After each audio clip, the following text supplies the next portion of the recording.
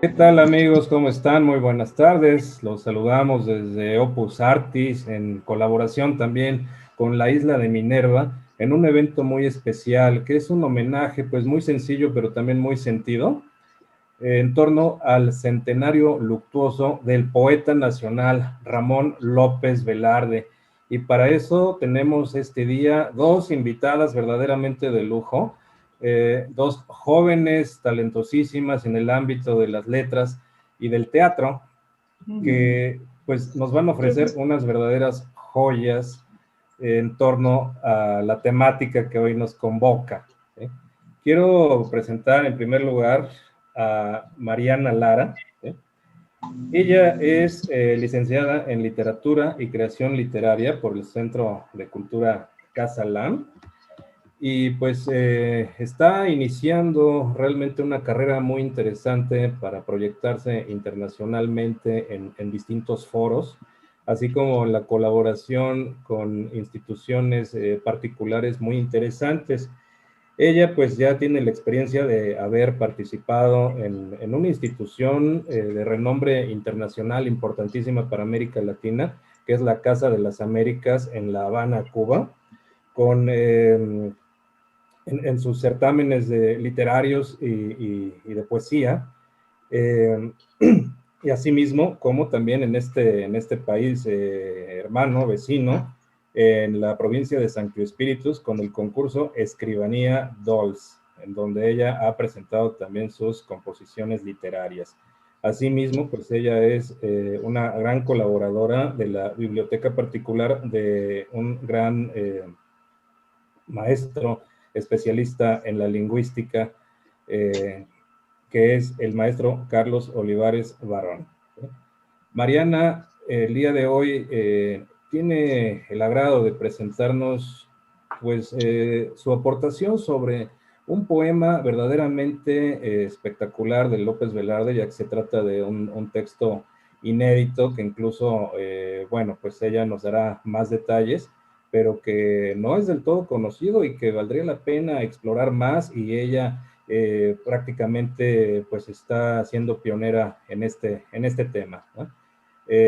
Sin más, bueno, presento también, está con nosotros, una gran actriz mexicana contemporánea, Katia de la Vega. Sí, Katia de la Vega, con una trayectoria también muy talentosa en el ámbito del teatro, no solo en la actuación, sino también en la dirección y en la composición, ya que tiene obras de su propia autoría que han sido representadas con mucho éxito. Katia de la Vega, ella es licenciada en Actuación y Teatro por el Centro Universitario de Teatro de la Universidad Nacional Autónoma de México, asimismo licenciada en Literatura y Creación Literaria, igualmente de Centro de Cultura Casa Lam. Y bueno, sería muy extenso hablar aquí de la gran trayectoria que ella tiene, solo por mencionar algunas de las obras y montajes en los cuales ella ha participado, pues es Gravedad, El Pelícano, y sobre todo pues está haciendo una labor interesantísima con varios papeles en esta obra cumbre del teatro universal que es Hamlet, ¿no? Asimismo, de las obras que son de su autoría, tenemos La Cena, Personaje y No hay más mujercitas.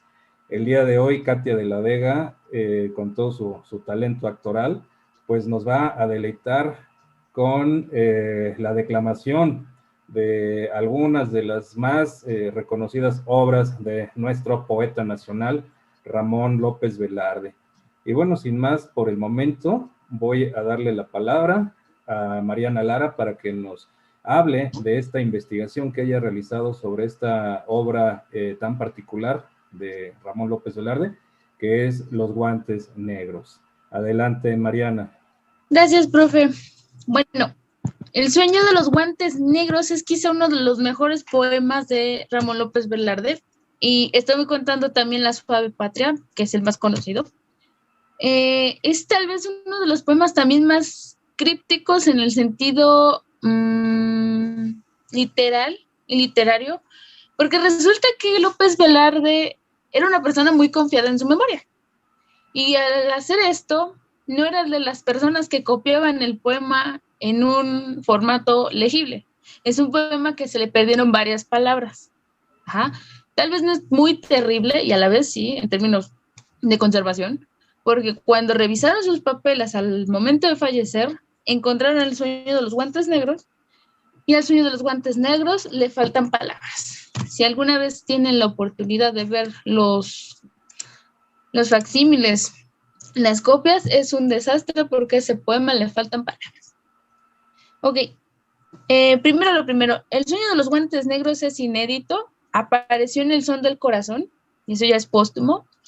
Estaba escrito a lápiz, lo que es una pena, además en un sobre como de oficio, uno de esos sobres donde llevaban los documentos importantes, ni siquiera en una hoja puntual. Lo leyó al menos 2 veces en vida, en público, y se lo sabía de memoria. Confió más en su memoria que en el papel. Hay poca gente que habla o discute sobre este poema, y uno de ellos es Fernando Fernández. Esto lo habló en la 19ª Feria Internacional del Libro de Antropología e Historia en el 2018. Esto fue en la presentación del libro Ni Sombra ni de Disturbio del 2014, de la editorial AUEO Ediciones y Conaculta. En general, este poema trata del reencuentro con una mujer muy amada. Hay quien dice que podría ser la literaria Fuensanta o podría ser Margarita Quijano. Dependiendo del estudioso, van a decir que es una o que son las dos. Yo creo que es importante saber quién es y a la vez no.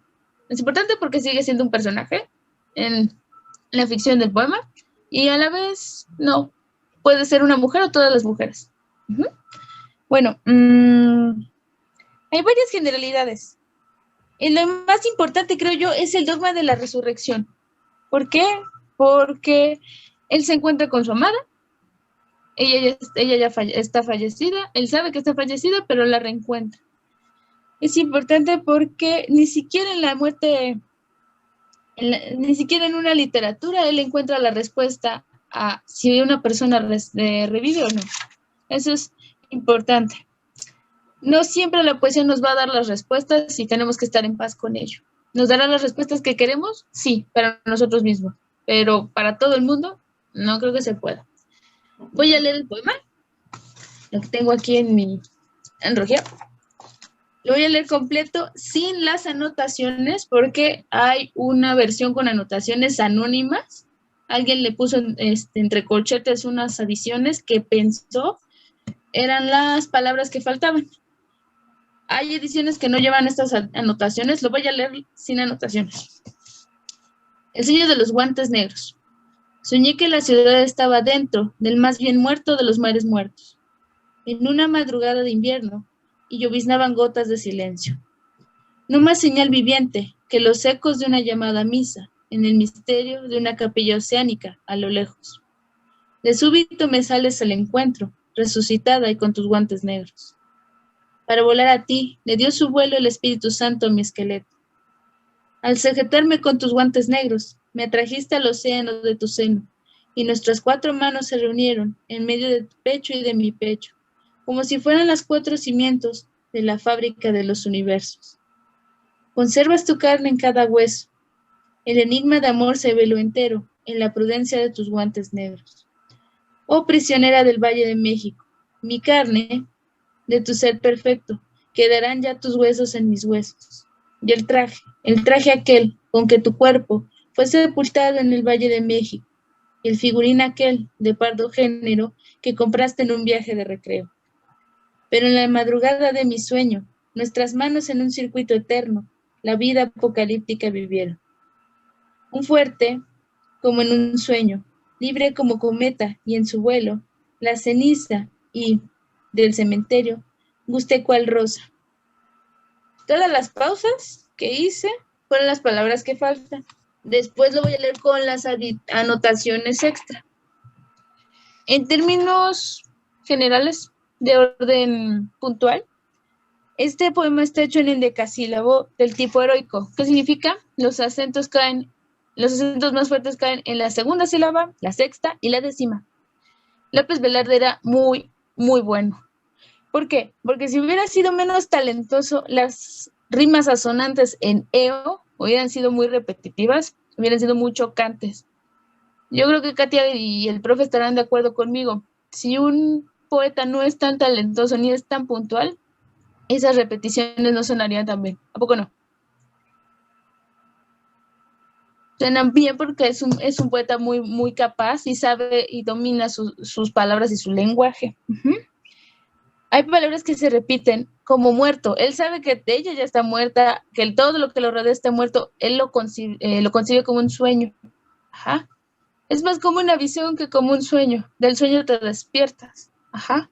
Pero más parecería una visión de alguien que ya está próximo a morir. Recordemos, este poema se escribió en el mismo año en el que falleció. O sea, es de los últimos y salió después de su muerte. Hay un estudio muy bonito de Marta L. Canfield, La provincia inmutable, estudios sobre la poesía de Ramón López Velarde. Yo de aquí saqué parte de mi estudio. Hay varias cosas que hay que remarcar de este poema. Número 1, la constante del agua, el símbolo del agua. Las hipérboles del llanto, las vías del agua, está hablando de una lluvia, está hablando del mar. El agua es importante, y más en un país como México, donde nos puede caer un aguacero sin parar y por mucho tiempo. Ajá. Creo que a López Velarde no le importaba mucho la respuesta de si creía o no creía, porque eso ya está más allá de una persona como ser humano. Según Octavio Paz, él creía que creía. En su libro Cuadribio, yo creo que sí es importante la respuesta, pero no mucho. Uno de los leitmotivs son los guantes negros. Ahora, en símbolos, los guantes, ¿qué significan los guantes entre los símbolos? Los guantes, como leitmotiv, en la liturgia católica, si son blancos, significan pureza, pero si son negros, sería una pureza corrompida. Ajá. Creo que ahí tenemos mucho que hablar de los guantes como símbolo, porque lo menciona mucho. Es un sueño, es una imaginación de sus guantes, pero si fuera pura, si hubiera sido pura, serían blancos, pero son negros en este caso. Ahora, otro símbolo de los guantes es quitárselos. Si una persona anteriormente, en siglos anteriores, se quitaba los guantes delante de otra persona, significaba que reconocía que era superior a esa persona. Esta mujer nunca se los quita. Ajá. No lo reconoce como su igual. Si está muerta, no son iguales. No quiere decir que esté en un plano superior, solamente no son iguales. Ajá. Eso es importante. ¿Por qué? Por la repetición de sueño de guantes negros. Déjenme ver. Ahora, es importante saber qué mujer era, sí y no.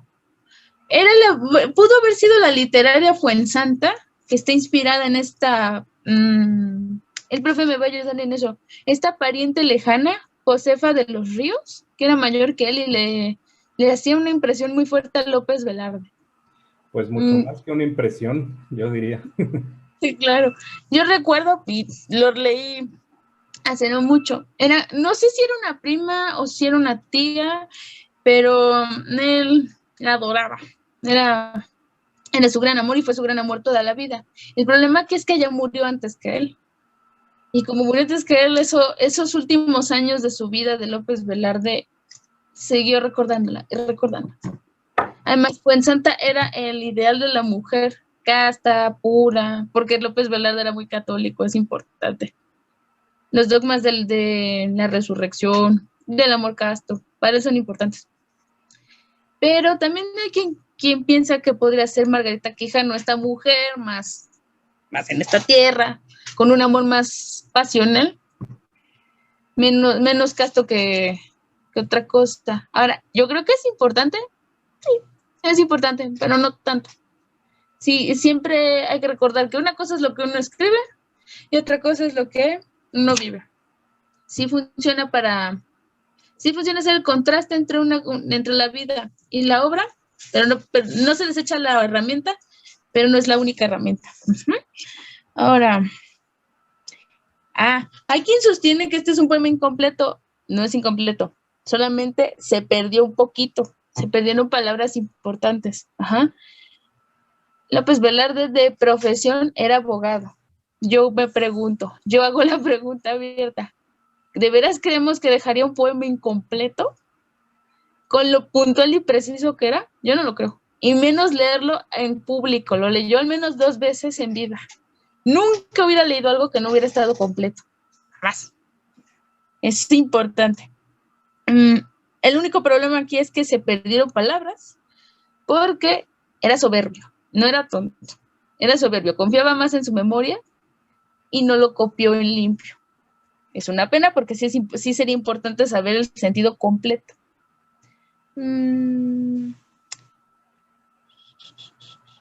Ahora, el que hace las anotaciones extra no se sabe quién es. En la antología general de la poesía mexicana de Domingo Argüelles, dice que es un colaborador anónimo. Esa es la nota de José Luis Martínez. Yo sospecho que pudo haber sido un amigo muy querido de Velarde, que nunca dijo que fue él quien puso las palabras extra. Yo creo que sí hubiera sido bueno saber qué palabras eran, pero después regresaré a ese concepto.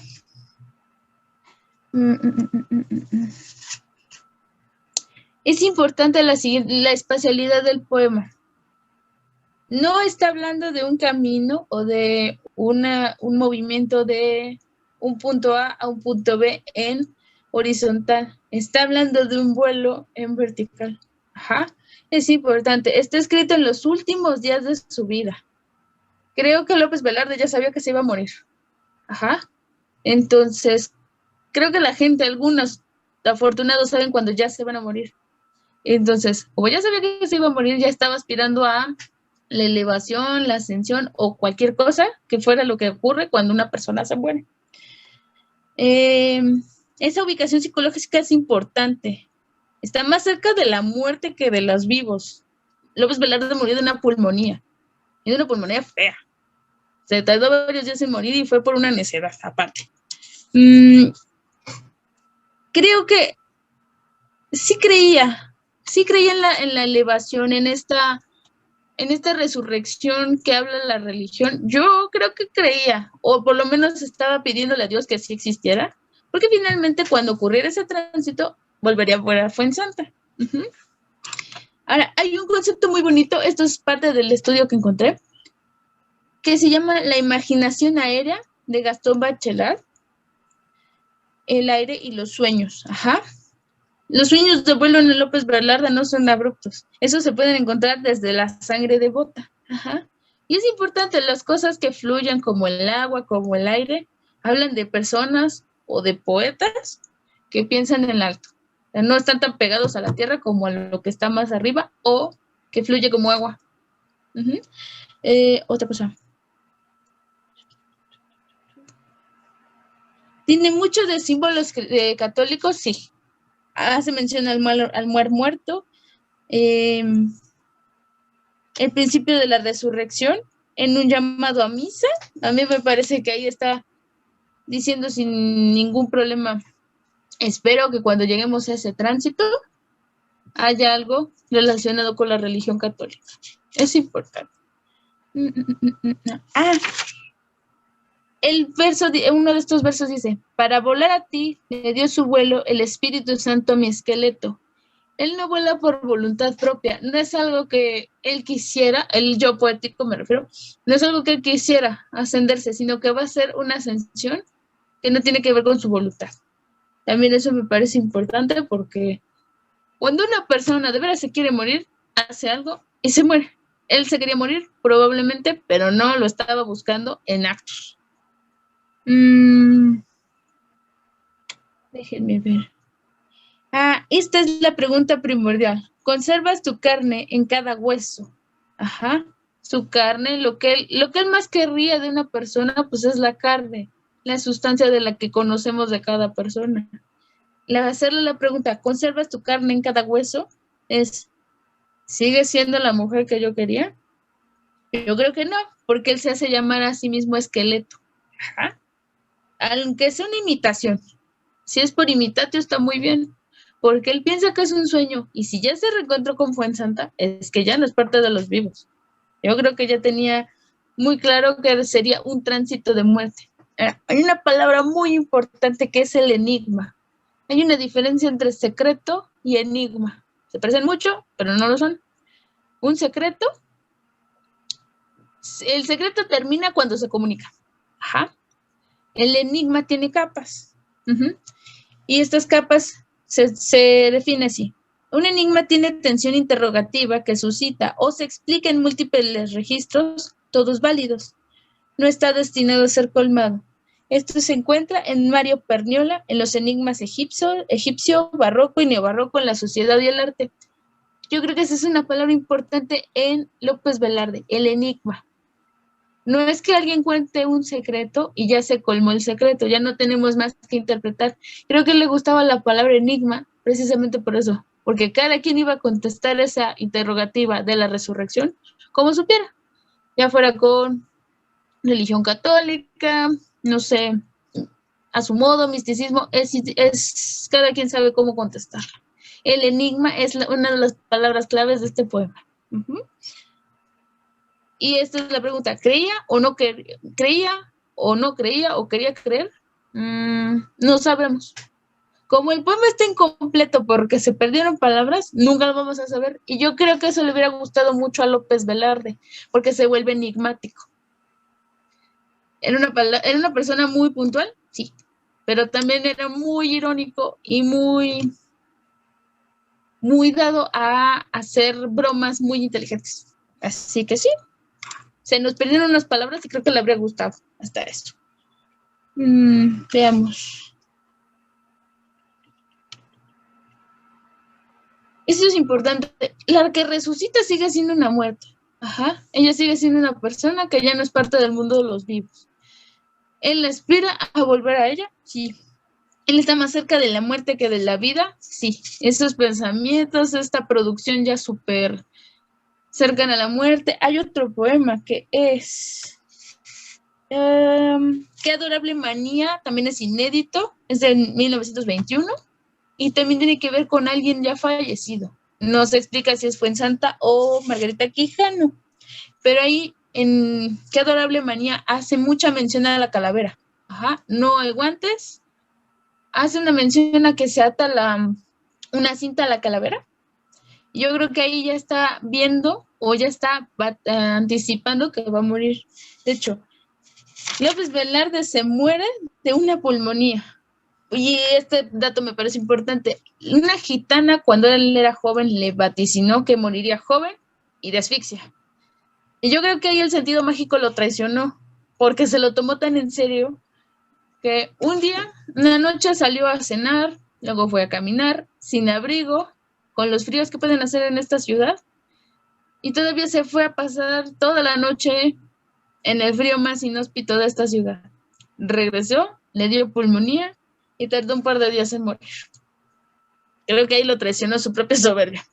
Ahora, ¿quién gana en este poema? O más que en este poema, ¿quién gana en López Velarde? ¿Eros o Tánatos? Gana Tánatos. Gana la muerte. Gana el sentido de todos vamos a morir. Y si todos vamos a morir, la vida se acaba, las cosas ya no serán como eran. ¿Qué puede ser? Esto es importante. Con López Velarde funcionan las dualidades. La vida, la muerte, el volar, el caer. Siempre que leamos a López Velarde hay que tratar de encontrar los dobles, los paralelismos. Las dualidades de vida, muerte, castidad, arrebato, todas esas palabras que se contraponen. Así podemos leer a López Velarde. Una lectura.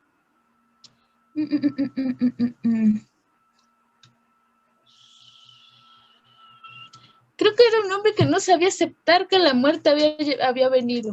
O sea, estaba muy obsesionado con la vida y también es una persona que no sabía dejar atrás un evento, una muerte. Por eso recurre y repite rescatar a Fuensanta.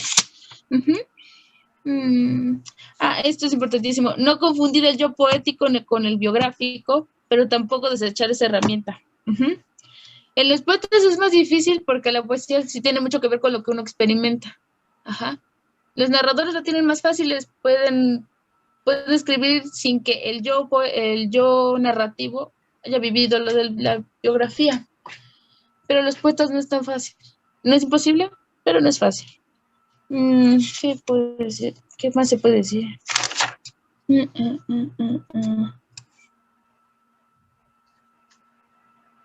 Si habláramos de una cosmovisión en López Velarde, Fuensanta es de su mitología más importante. La mujer casta, la mujer más pura, la inalcanzable porque ni siquiera puedo estar con ella. Ese ideal de la mujer inmaculada es parte de López Velarde. Y si buscáramos un ideal en él, tendríamos que volver siempre a Fuensanta. Sí le escribió Margarita Quijano, sí, pero de ahí a decir, ¿era su ideal de mujer? No, su ideal siempre fue Fuensanta. ¿Qué puede, como conclusiones? Creo que es uno de los mejores poemas de López Velarde, es poco conocido, justamente porque es de los inéditos. Tiene muchos estratos de significado, yo creo.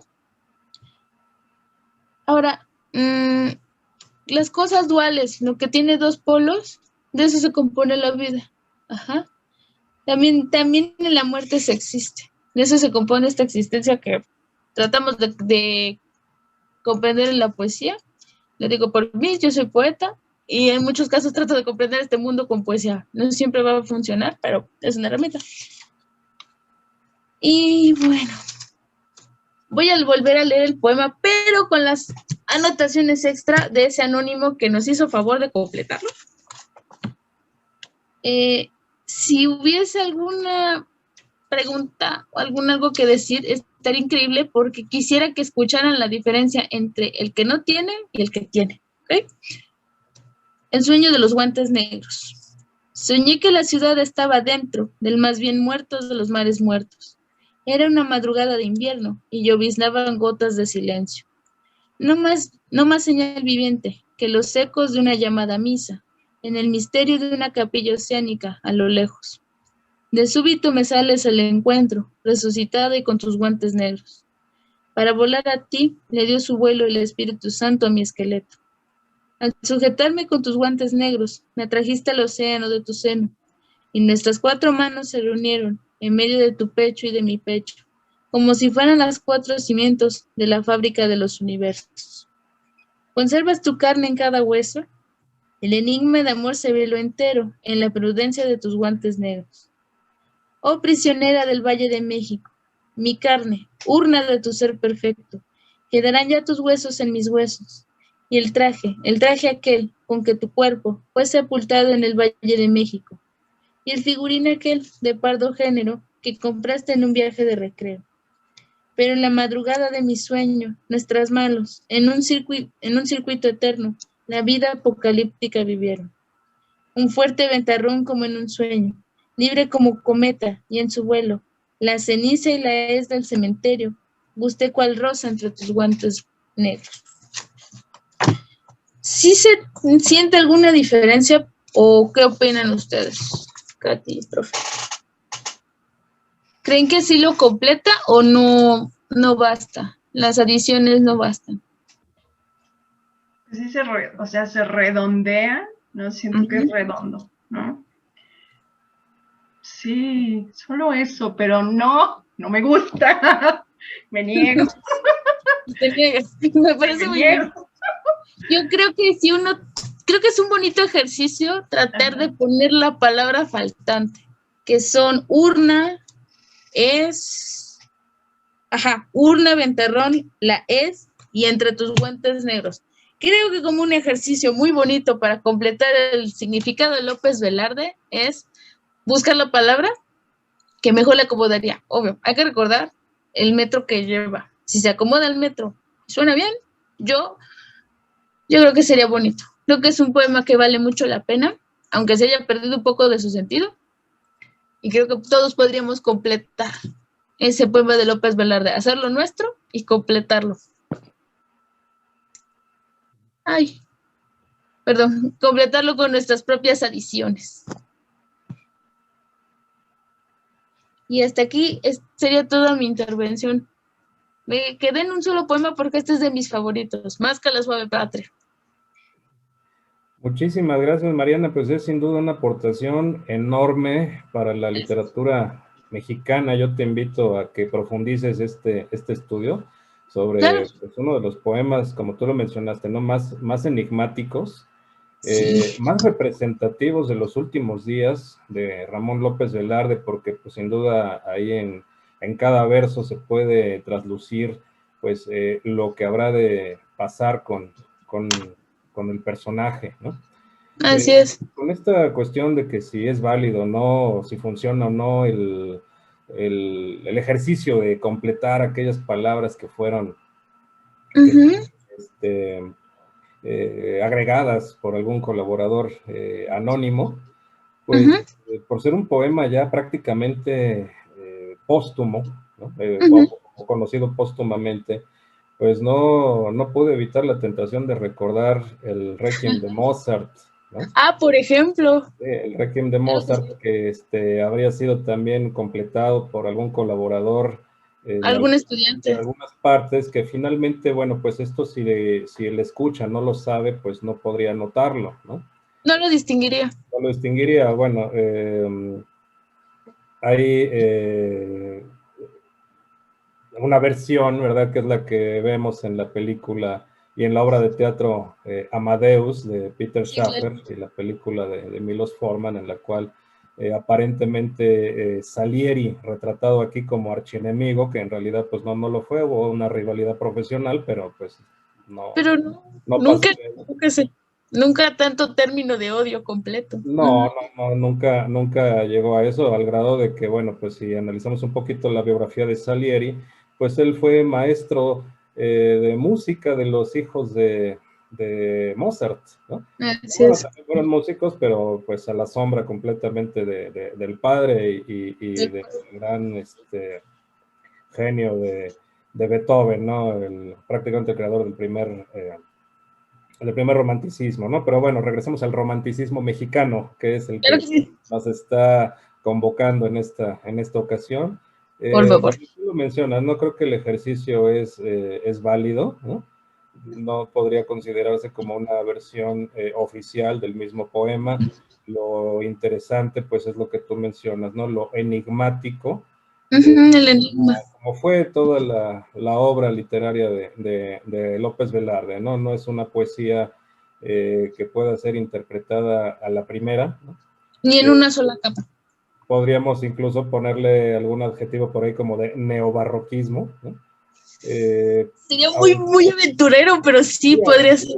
Pero sí, con estos recursos de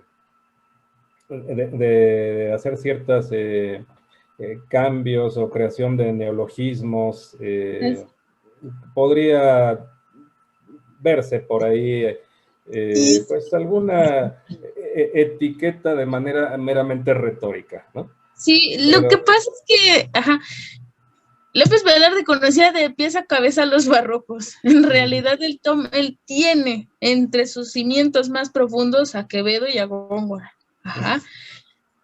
Ahí depende de con quién estemos leyendo, a quién estemos leyendo, pero yo creo que López Velarde, como en alguno de sus libros, creo que fue en Las Peras del Olmo, dijo Octavio Paz, él fue el primer poeta moderno mexicano. O sea, él tenía todos estos cimientos clásicos, barrocos, súper estudiados de academia. Tal vez las palabras son las mismas, bueno, en términos de escoger las palabras.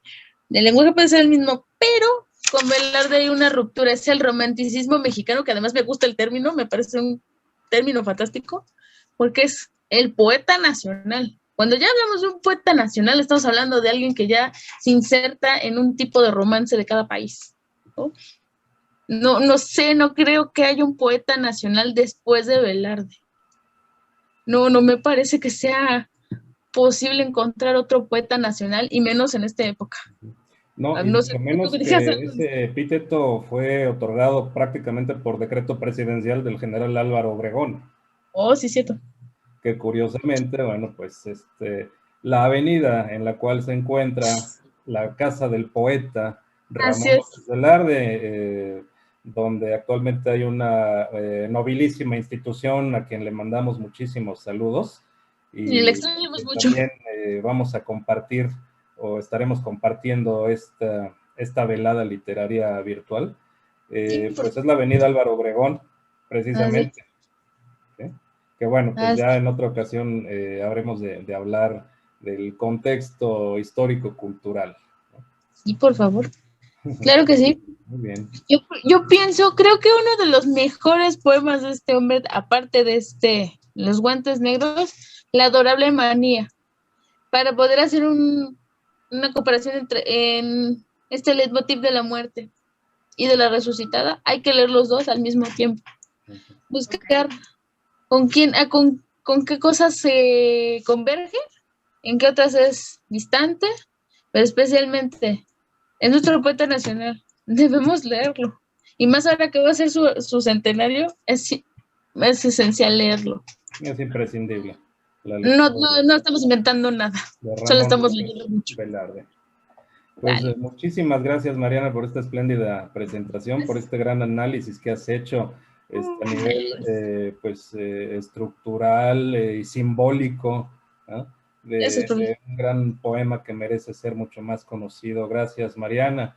Y bueno, pues ahora vamos a darle la palabra a Katia de la Vega, que tiene preparado para nosotros pues una selección poética de Ramón López Velarde que nos va a declamar con todo su talento actual. Katia, adelante. Espérense. Oye, ya, yo voy a leer de Qué adorable manía. Este es el que sigue, Va. Bueno, algo que quisiera mencionar es que el género de la poesía, en la cuestión de la interpretación, ¿no? Trata de apropiarse de las palabras. Si hay algo que es importante para la lectura en voz alta, pero sobre todo para apropiarse de las palabras de un poeta, y el poeta puede ser en el sentido amplio de la palabra de lo que es un poeta, ¿no? O sea, que haga narrativa, que sea un poeta en la dramaturgia, ¿no? Que sea poeta, ¿no? Independientemente del género, ¿no? Del gran escritor. Pues es justo encarnarlo y venga, pues ya, era lo que quería decir. Vamos para allá. Perfecto. Bueno, muy bien. Suave Patria, Ramón López Velarde. Yo que solo canté de la exquisita partitura del íntimo decoro, alzo hoy la voz a la mitad del foro, a la manera del tenor que imita la gutural modulación del bajo, para cortar a la epopeya con un gajo. Navegaré por las olas civiles, con remos que no pesan, porque van como los brazos del correo Chuan, que remaba la marcha con fusiles. Diré con una épica sordina, la patria es impecable y diamantina. Suave patria, permite que te envuelva en la más honda música de selva, con que me modelaste por entero al golpe cadencioso de las hachas, entre risas y gritos de muchachas y pájaros de oficio carpintero. Primer acto. Patria, tu superficie es el maíz, tus minas el palacio del rey de oros, y tu cielo, las garzas en desliz y el relámpago verde de los loros. El niño Dios te escrituró un establo y los veneros de petróleo el diablo. Sobre tu capital, cada hora vuela ojerosa y pintada, en carretela, y en tu provincia, del reloj en vela que rondan los palomos colipavos, las campanadas caen como centavos. Patria, tu mutilado territorio se viste de percal y de avalorio. Suave patria, tu casa todavía es tan grande que el tren va por la vía como aguinaldo de juguetería, y en el barullo de las estaciones con tu mirada de mestiza, pones la inmensidad sobre los corazones.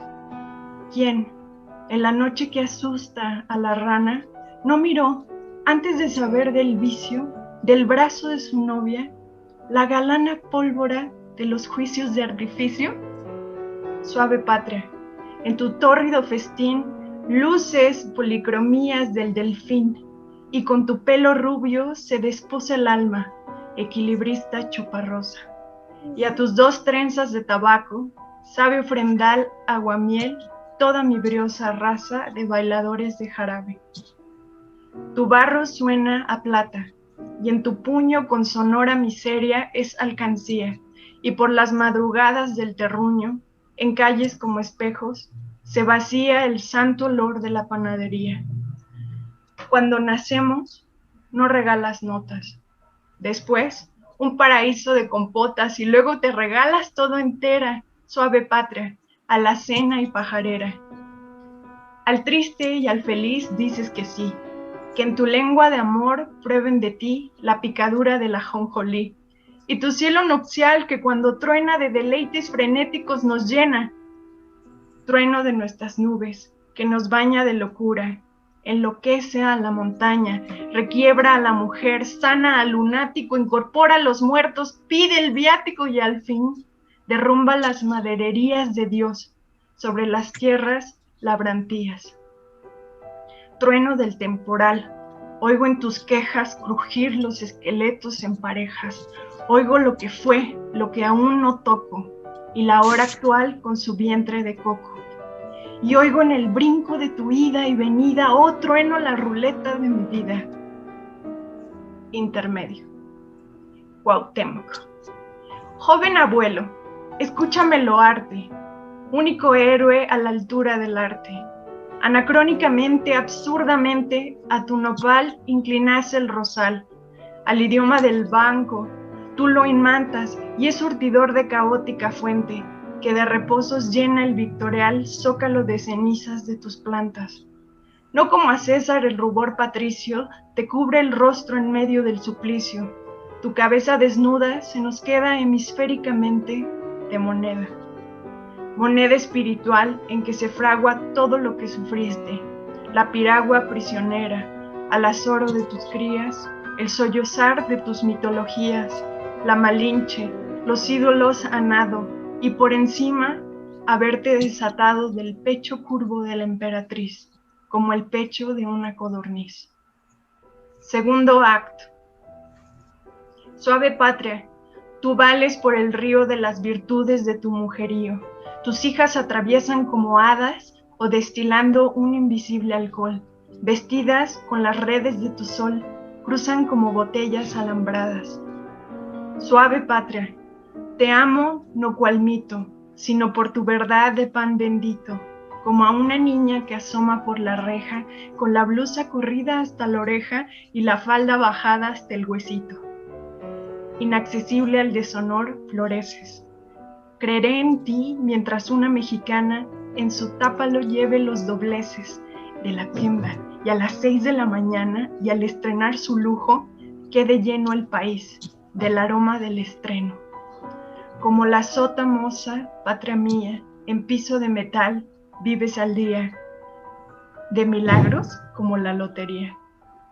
Tu imagen, el Palacio Nacional, con tu misma grandeza y con tu igual estatura de niño y de dedal, te dará, frente al hambre y el obús, un higo San Felipe de Jesús.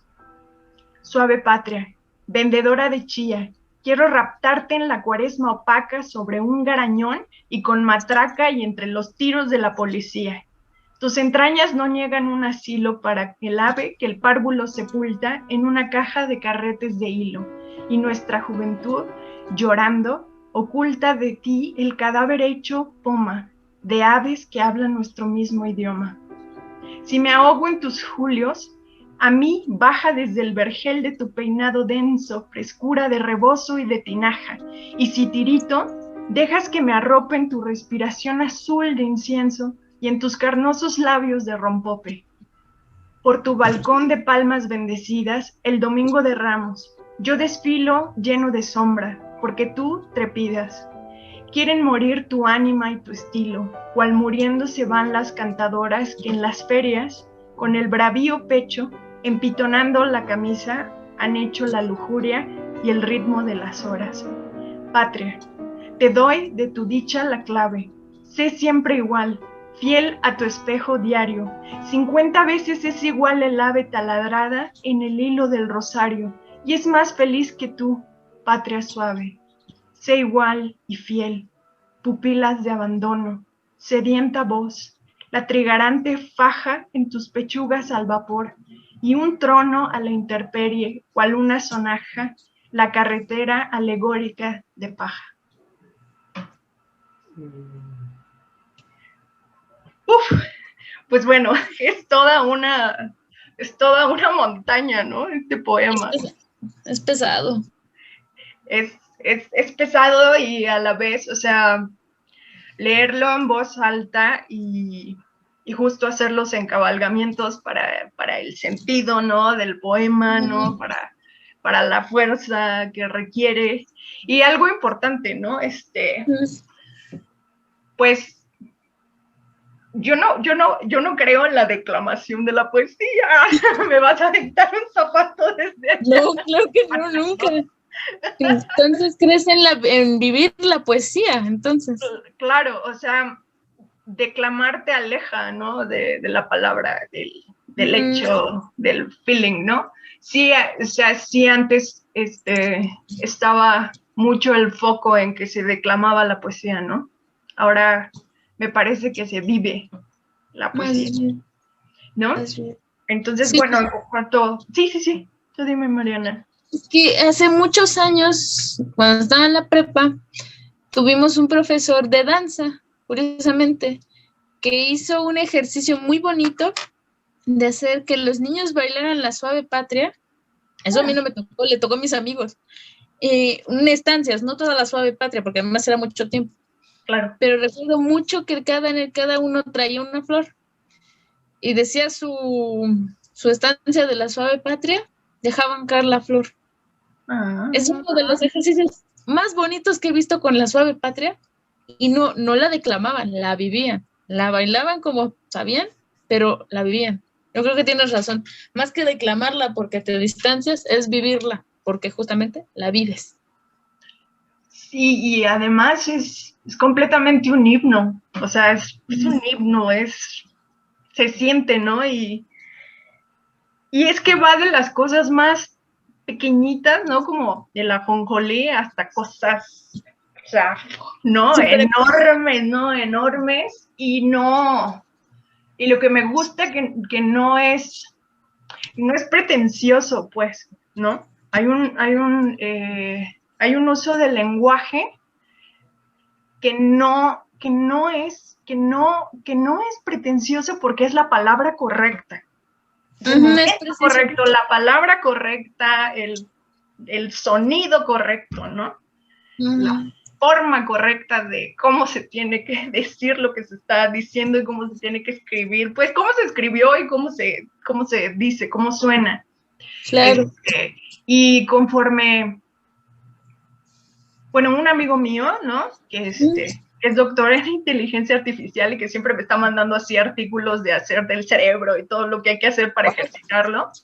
Ajá. Decía, es que es muy recomendable que las personas lean en voz alta, ¿no? Porque activa pues varias partes de tu cerebro, ¿no? O sea, muchísimas para los idiomas, para todo. Y yo le comentaba que justo los actores siempre leemos pues en voz alta, ¿no? Sí, de hecho. Todo el tiempo, porque ese es obviamente nuestro trabajo. Y también al enseñar, ¿no? O sea, pedir que se lea en voz alta, ¿no? Que no haya un silencio, que no lo haya, pues. Y pues finalmente sí, la poesía está hecha para vivirse y decirse, ¿no? Vivirse y decirse. Bueno, y el siguiente poema que les voy a leer, es de su libro Zozobra. Me gusta mucho este libro, ¿no? Este poemario. Contiene justo este espíritu, ¿no? De lo que tú comentabas, Mariana, de los polos, pero a la vez, no solo esos polos que tú mencionas, encontraremos igual unos nuevos, ¿no? Ahorita, en la retroalimentación. Dale, pues. ¿Vale? Vale. Bueno, este poema se llama Hoy como nunca. Está dedicado a Enrique González Martínez. Hoy, como nunca, me enamoras y me entristeces. Si queda en mí una lágrima, yo le excito a que lave nuestras dos lobregueces. Hoy como nunca, urge que tu paz me presida, pero ya tu garganta solo es una sufrida blancura, que se asfixia bajo toses y toses, y toda tú una epístola de rasgos moribundos, colmada de dramáticos adioses. Hoy, como nunca, es venerable tu esencia y quebradizo el vaso de tu cuerpo, y solo puedes darme la exquisita dolencia de un reloj de agonías, cuyo tic-tac nos marca el minuto de hielo en que los pies que amamos han de pisar el hielo de la fúnebre barca. Yo estoy en la riviera y te miro embarcarte. Huyes por el río sordo y en mi alma destilas el clima de esas tardes de ventisca y de polvo en las que doblan solas las esquilas. Mi espíritu es un paño de ánimas de iglesia siempre menesterosa. Es un paño de ánimas goteado de cera, hollado y roto por la grey astrosa. No soy más que un ave de parroquia, hoy de nuevo. No soy más que un ave de parroquia en penuria, nave en que se celebran eternos funerales, porque una lluvia terca no permite sacar el ataúd a las calles rurales. Fuera de mí la lluvia, dentro de mí el clamor cavernoso y creciente de un salmista. Mi conciencia, mojada por el hisopo, es un ciprés que una huerta convertural se contrista. Ya mi lluvia es diluvio, y no miraré el rayo del sol sobre mi arca, porque ha de quedar roto mi corazón la noche 40ª. No guardan mis pupilas ni un matiz remoto de la lumbre solar que tostó mis espigas. Mi vida solo es una prolongación de exequias bajo las cataratas enemigas.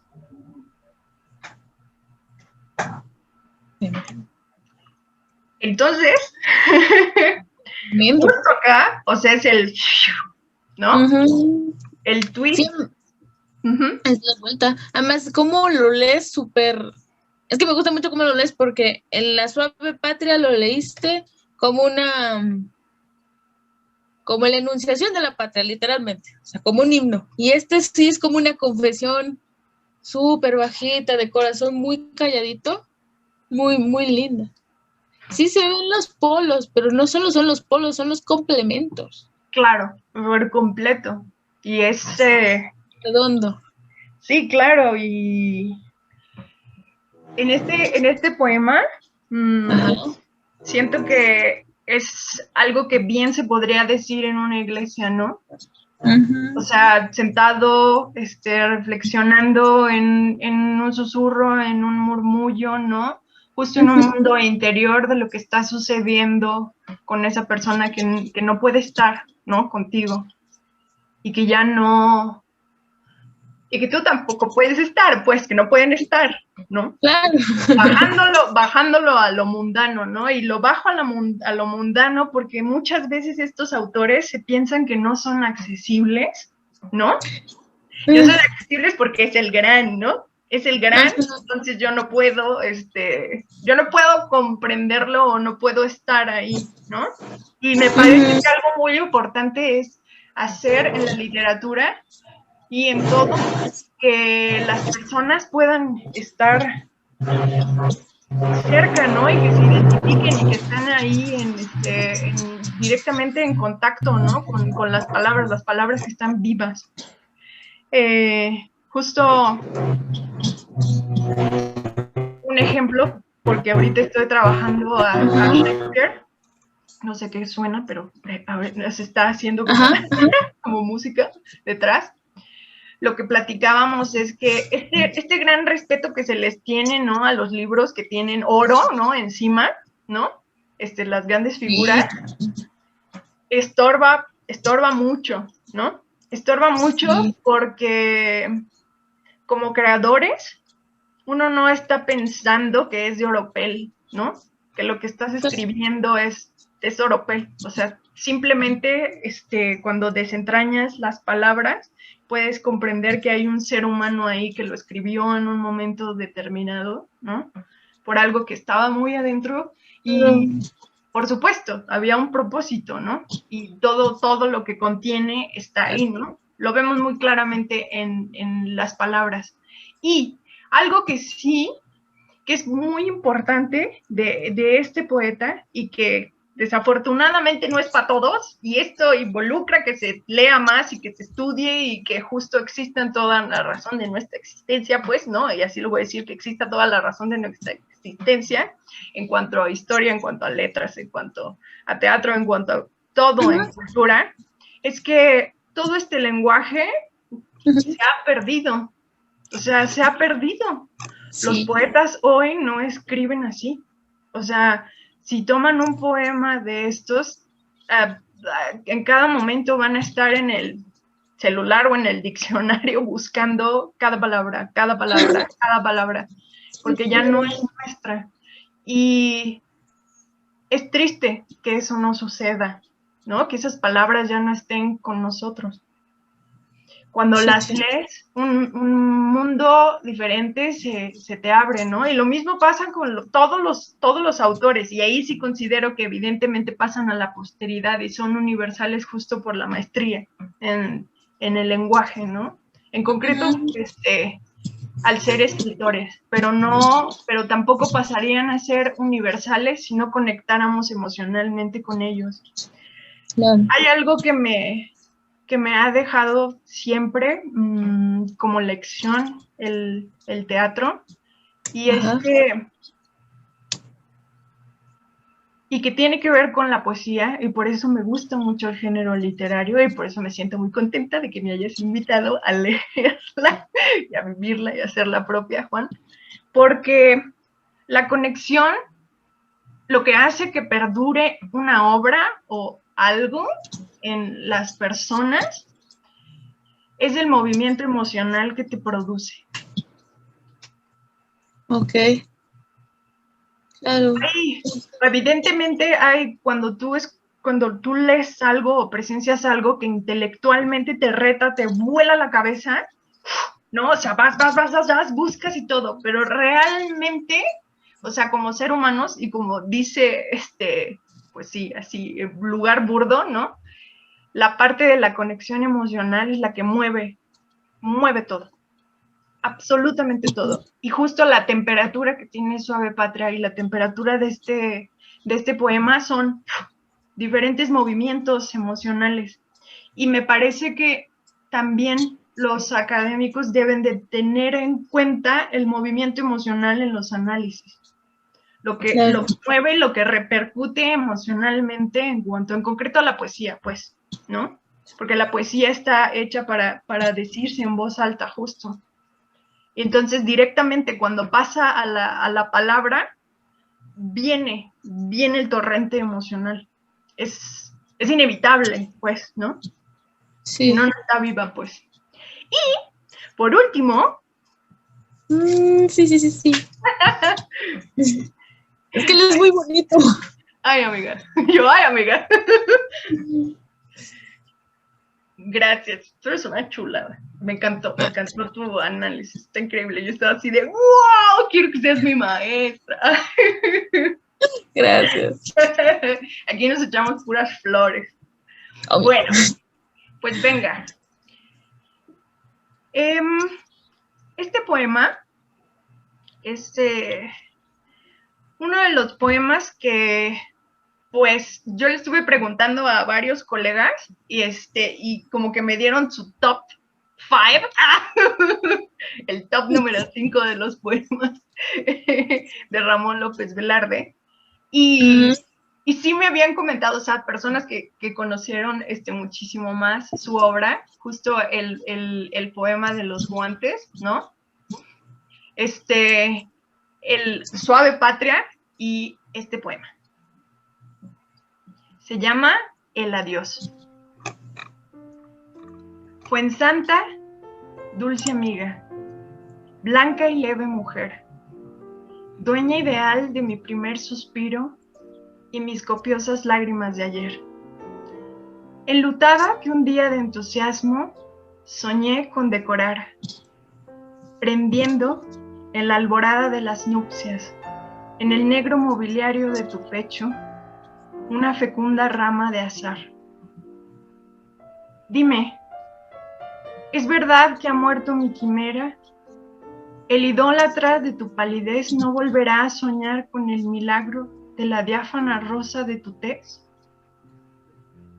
Así interrogo en la profunda noche, mientras las nubes van cual pesadillas lóbregas y gimen a distancia unos huérfanos sin pan.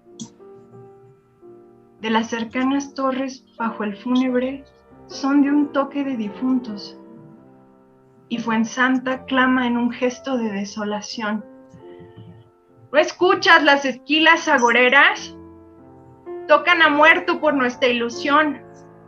Me duele ser el cruel y quitar de tus labios la última gota de la vieja miel.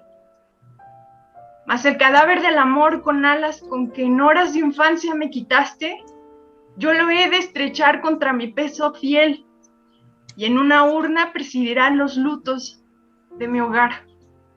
Hemos callado porque nuestras almas están bien enclavadas en su cruz. Me despido.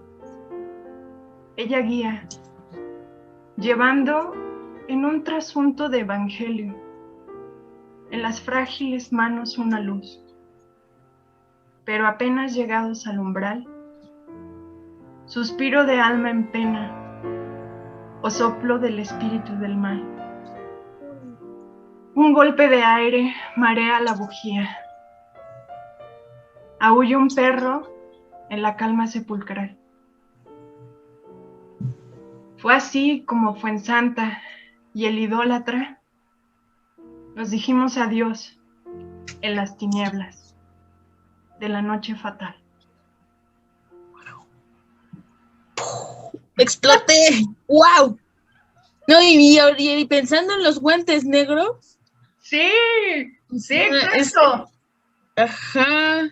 Pensando en los guantes negros. Es que yo creo que desde que esa mujer, ella murió en el 17, él murió en el 21. Desde que esa mujer se muere, aparte de ser su tópico para toda la vida, desde chicos, desde que esa mujer se muere, se vuelve su obsesión de ya no la tengo y nunca la tuve y ahora menos porque se murió. ¡Ah! Sí, ¿y cómo es el viaje, no? O sea, el viaje que va emprendiendo justo con ella, ¿no? A través de muchos poemas y a través de ¿no? El adiós, justo el adiós que va hacia ella, ¿no? Y que va hacia el que, pues sí, el que te idolatra, pero el que te idolatra soy yo, ¿no? Claro.